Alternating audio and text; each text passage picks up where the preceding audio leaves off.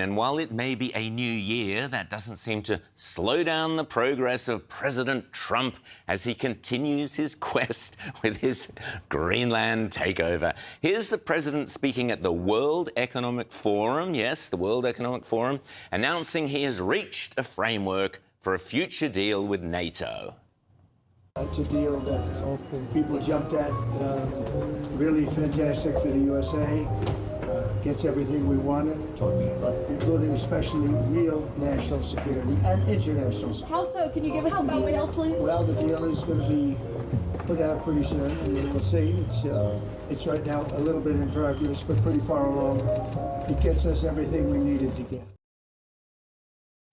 And joining me now to break it all down is political commentator and friend of the programme, Stephanie Hammill. Stephanie, great to see you as always. Happy New Year. Thanks for joining me back on the show.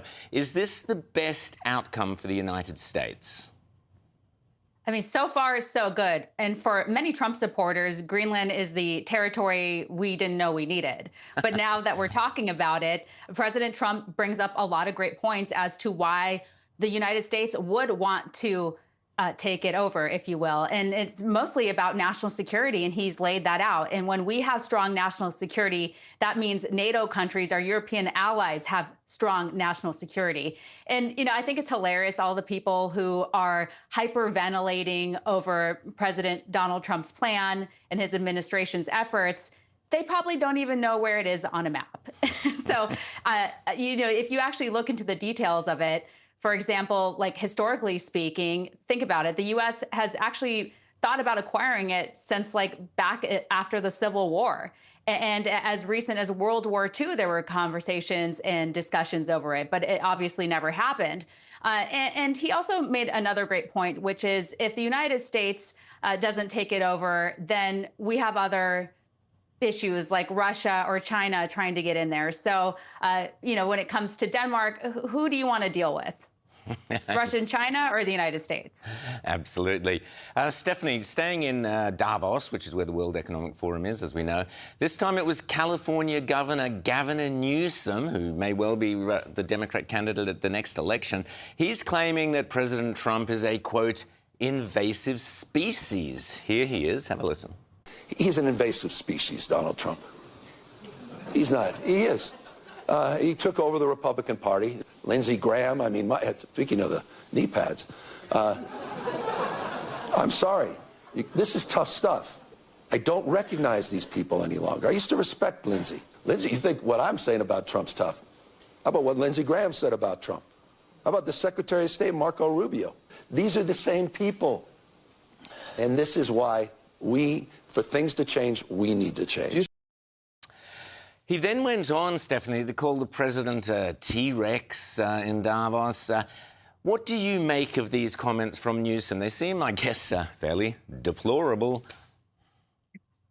Deplorable is a great way to describe it. And Rowan, I'm not sure how much your audience knows about California Governor Gavin Newsom. I know him well, his policies well, because I lived in the state for several years while he was in politics there, and also when he was newly elected governor. This was a time when, you know, he was asking people to mask up and closing down restaurants, yet he was eating at restaurants without masks on. So that's who we're dealing with here. And so, you know, he thought he was going to go to Davos and take the spotlight. Instead, he ended up embarrassing himself. I mean, our Secretary Bassan, he completely wrecked him on the stage, calling him, you know, economically illiterate, worse than former Vice President Kamala Harris, and that Alex Soros is his sugar daddy, and that's why he's there. I mean, it was pretty hilarious. And so we know why he's there, because he is one of the top contenders for the Democratic primary. Democratic primary voters are looking to him to potentially be the Democratic nominee for president. Yeah, I don't think the majority of Americans want what California has to offer and what he's done to that state. They don't want that at the national level. And to me, again, it's astounding that he's even gallivanting around in Davos when he has a lot of serious issues to fix in California. Think about the homelessness crisis that they've thrown billions and billions of dollars at that they just can't seem to solve. Also, the Palisades fires that happened about a year ago. Did you know not one home has been rebuilt? So to me, it's just totally egregious that he's out there running around, being smug, rubbing elbows with world leaders when he needs to be at home helping his people. Absolutely, beautifully put. And do you think, what's your opinion, do you think he will run?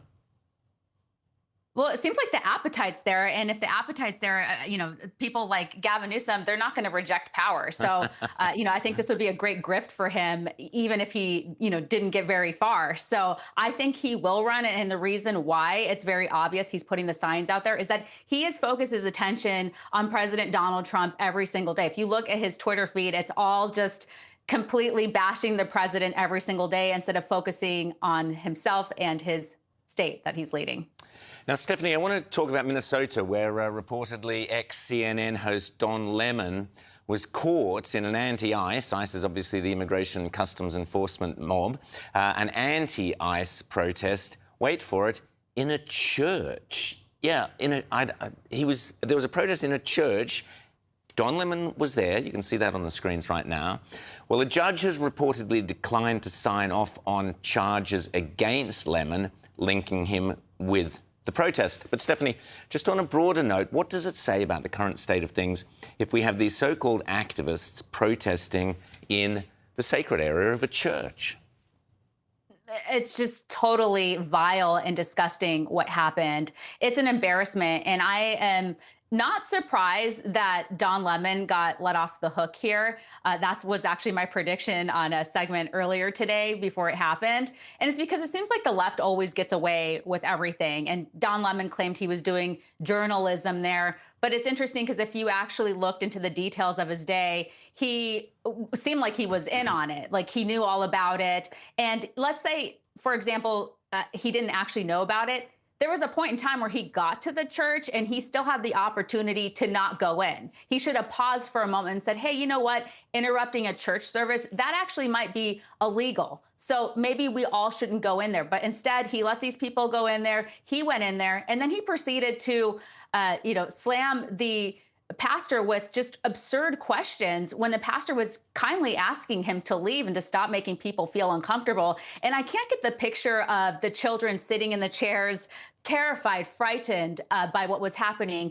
And these are in the times where people are doing violent acts in churches and violent acts in schools. So why wouldn't you think that somebody might hurt you? So again, it's really just a horrific thing that happened. And thankfully, there was some accountability. Some of the people who were the leaders of this protest were charged today. So that's good news. But I just hope that this sends a message to everyone else that this isn't going to be tolerated in the United States. Our Constitution will not be trampled like this. And so, again, very disappointed about the Don Lemon situation. But, people are going to have to decide if they want to keep tuning in to somebody like him because, he has his YouTube channel now.